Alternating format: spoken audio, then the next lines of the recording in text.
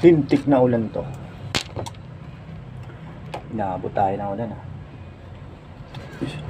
Matinding kalaban namin mga latero. Naka open air kasi kami. Kaya pag ulan wala. Tigil talaga. Pero okay na rin para malamig-lamig kaunti. Siguro maya-maya wala na yan. Makapagpahinga naman kaunti. Lagos na yung baggage compartment na inano namin.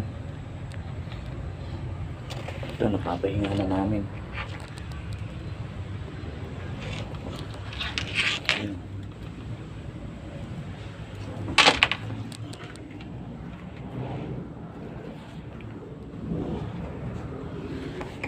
Parang walang nangyari. Goods na goods.